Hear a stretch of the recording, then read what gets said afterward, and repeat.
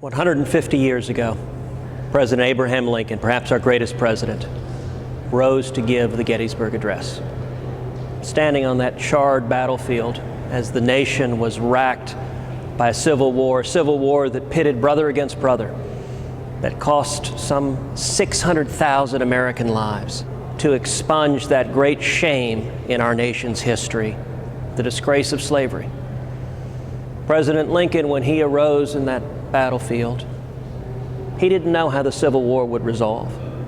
He didn't know if the United States would survive. He didn't know if this nation would cease to exist just 87 years after it began, just 87 years. And yet he had a profound and abiding faith in God's providence and wisdom guiding this nation. And he stood up and he delivered 270 words, just 2 minutes, laying out a vision for the divine blessing that has ordained our great nation. 150 years later, these words, and this is believed to be the actual copy of the Gettysburg Address that President Lincoln had folded in his pocket, that he pulled out on that battlefield to read. 150 years later, those words still echo powerfully about our shared values that bring us together as Americans. 87 years ago, our fathers brought forth on this continent a new nation, conceived in liberty and dedicated to the proposition that all men are created equal. Now we are engaged in a great civil war, testing whether that nation, or any nation so conceived and so dedicated, can long endure. We are met on a great battlefield of that war. We have come to dedicate a portion of that field as a final resting place for those who gave their lives that this nation might live. It is altogether fitting and proper that we should do this.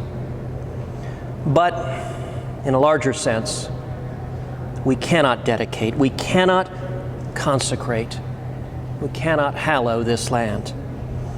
The brave men, living and dead, who struggled here have consecrated it far above our poor power to add or detract.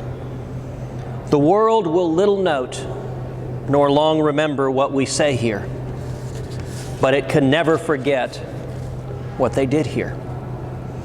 It is for us, the living, rather, to be dedicated here to the unfinished work which they who fought here have thus far so nobly advanced. It is rather for us to be here dedicated to the great task remaining before us, that from these honored dead we take increased devotion to that cause for which they gave the last full measure of devotion. That we here highly resolve that these dead shall not have died in vain, that this nation under God shall have a new birth of freedom, and that government of the people, by the people, and for the people shall not perish from the earth. Those words ring throughout the annals of time. They bind us together, and 150 years later, we celebrate the American spirit that ensures that the rights each of us is given by our Creator, every man and woman, a divine right to life, liberty, and the pursuit of happiness, is protected in our nation. Today, we honor the 150th anniversary